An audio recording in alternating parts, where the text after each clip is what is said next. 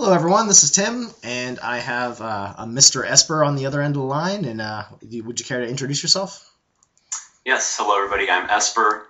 I am a gamer, a writer, an artist, just a lover of fantasy, of thoughts and ideas, and Dungeons and Dragons is my main outlet. Happy to be here. Yeah, thank you very much for basically just doing this to begin with. We've had some hard times getting our schedules to line up, but it's kind of cool that we're actually going to do this video on May the 4th, like all the other ones were beforehand. But, That's good. So the minor thing. The main thing is that the interest, the drive is there. That's how I feel as a DM. Whenever I have people talking about playing in my games, they're always like, oh, our schedules, and it's like, schedules, yeah, they're a factor, but if you truly have that, that interest, that passion to be a part of the story, that's the main thing. That's what's going to make it work. Any campaign I've ever had that has kind of fallen apart, the core element is generally the lack of involvement, the lack of interest in what's happening. It's sad, but it gives you a chance to start something new.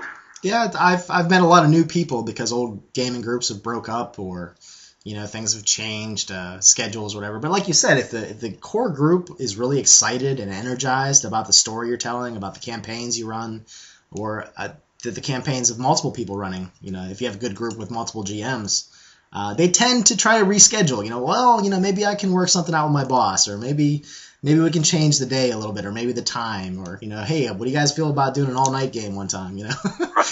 So I've even had friends that they, for a number of months, just couldn't come. But whenever I would bump into them, they would just be like, "Oh my gosh, I want to get back into the game. Just wait a couple months, and please tell me you'll have your spot back for me. And my boss is going to let me take this other schedule." And it works out. I mean, that's just, I guess, a general rule of thumb that I go by is sort of where there's a will, there's a way.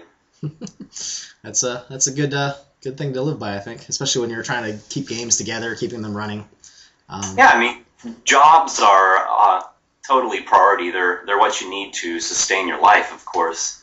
But things, for me at least, things like Dungeons and Dragons, those are what makes that life worth sustaining. Yeah, I definitely look forward to spending time just reading through RPG books or reading through settings, reading novels about settings that I've played in before. Not so much on the game prep. I think you're definitely more into the game prep, I think, than I am. You've done some pretty cool things in the past with. I've seen some of your videos using light, and I've used sound too and music, but you seem to definitely bring that to a level that I have yet to achieve. Well, I appreciate your compliments. I definitely put a lot of work into it, though I don't want to downplay the improvisational side of things. I definitely agree. I do a lot of prep, but I also think that having just as strong of improvisational skills is equally important. Huh. That's cool. I like to think that my game is setting a stage, so I do spend time building the props, building the stage, coming up with a good idea of who these characters are, these NPCs, what's their place in the world, how do they feel, what are their personalities. I try to get a very good concept, get a lot of good notes written, maybe some drawings done, but in the end, I only want to set the stage so that the characters, the players can enter the stage and start messing around with things and affecting things, and I want to, in the moment, try to react organically and not say, well, this isn't a stage, this is actually a set rail, and you have to just follow this rail. I like the way that you describe preparation as setting a stage. I think that's a very good way of stating that, because you need the stage for the characters to say their lines and do their actions. My stage is probably like more like a street performer, where it's like concrete, and and then as the story progresses, I just set up cardboard boxes on the left and right, and I'm definitely more improv than prep, but I definitely can see the advantages of having a lot of prep work and having a lot of cool props at the table as sort of ways to involve the players, get their excitement level up. Sure. Things like that. And it all goes down to style. So I can't really say one style is better. The styles are just styles. It's completely neutral. It's what you do with it is the important part. You know, you could. I've actually played in a group a long time ago where it was, I would say, a good 70-80% of the DM improvising as we went. But that was his thing, and he had done it for so long, and he was so good at it that it was great. And it actually had a really refreshing feeling to it. It just felt so creative, like there on the spot. We were making history, you know. We were really coming to life there. Yeah, there's definitely moments in more improv games where it feels like the game sort of, I guess it's not just improv games, but just this moments when the game just sort of takes a life of its own, and it's almost like you're not even creating it yourself. It's just you set the ball rolling, and then it just goes where it will, you know. There's a momentum that builds in the room, and people are in tune with that. You know, they tap into that vibe, and the momentum kind of propels it. The momentum of the shared experience propels it forward. Yeah, like the energy of the GM, the energy of all the players, and I've noticed when, you know, the GM's excited and the players are excited, it's like you can feel like electricity in the air. You know, it's going to be a really good night. You know, things just happen, and I don't know. It's making experiences and making memories. I think that's just really the cool part. Absolutely. It's interesting that we're talking about this, and that we just a minute ago talked upon, you know, players not working out and new players coming in. A week ago, I got to DM for a couple new players, one of which was a very good friend of mine that I know from a coffee shop, and we both do poetry. So he's really, you know, he's good at immersing into a character and being sort of that actor, but no gaming experience whatsoever. And then the other guy, I had just been chatting with him about D&D online.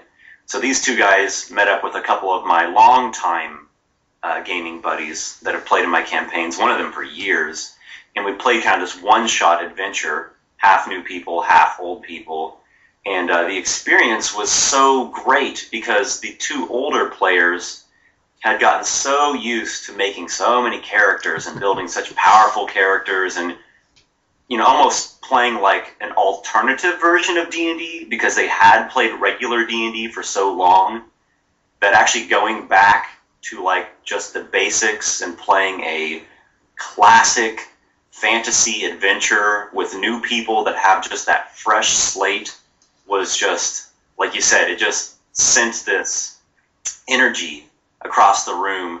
And by the end of the night, you know, we'd become so wrapped up in it.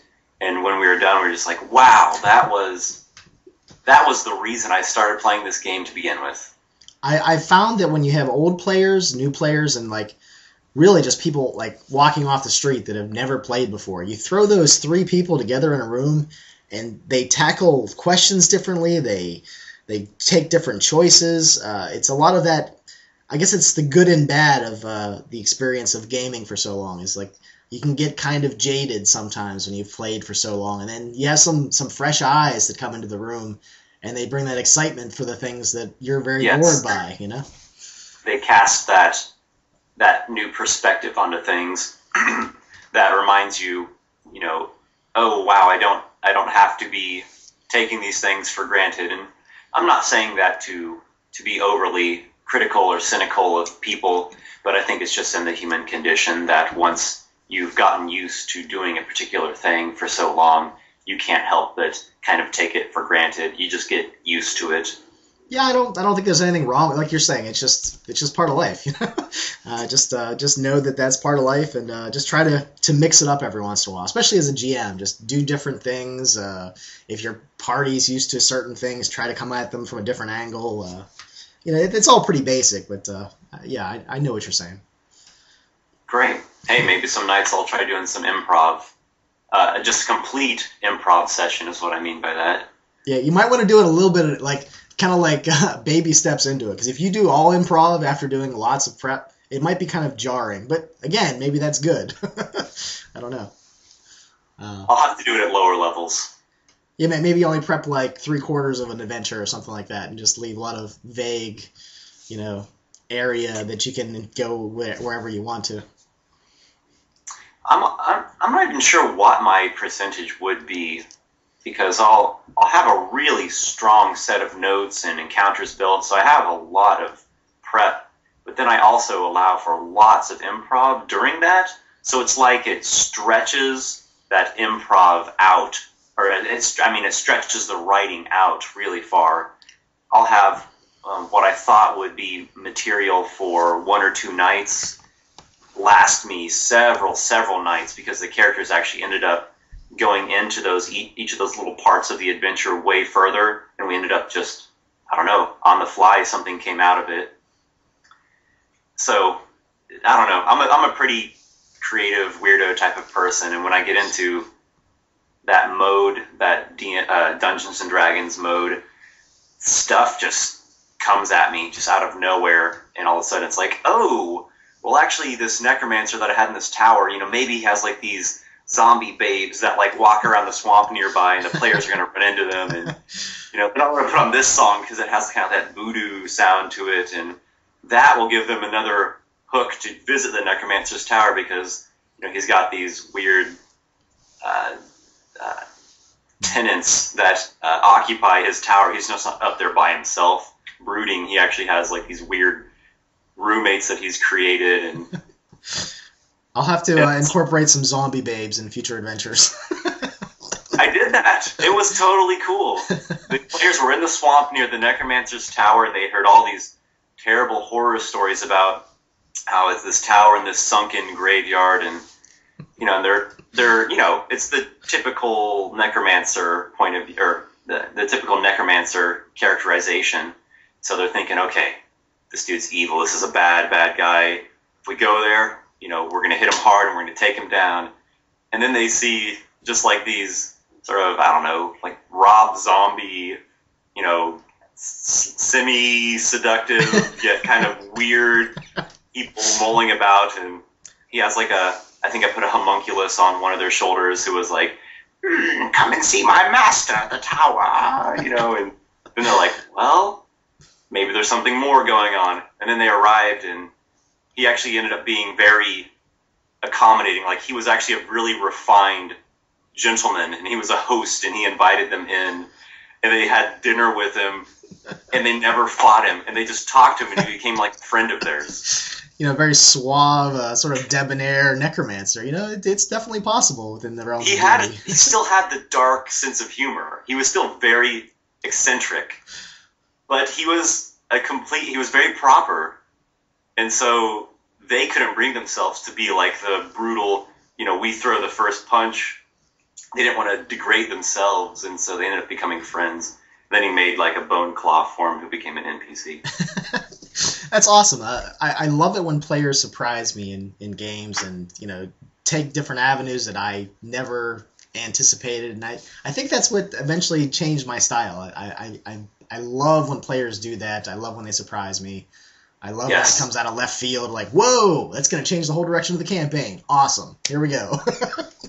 Absolutely. If it comes to the point where the players are helping to drive the story and the action, you are very much succeeding as a DM. Yeah, that's cool.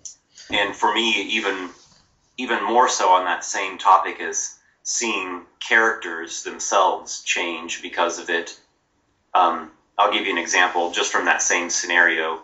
One of the characters was what was she? I think her actual class was something like a bard, okay. But the character was more like what you think of like a seer, like a sage. And so she, to begin with, would have been someone who opposed undead, just like any normal, sane, healthy person would do. But after meeting this necromancer and going through this whole experience, her point of view shifted because there was that character development through the discourse that she had with that NPC.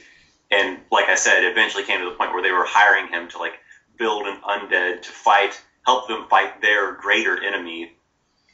I don't know, just seeing those shifts in character perspectives and the characters'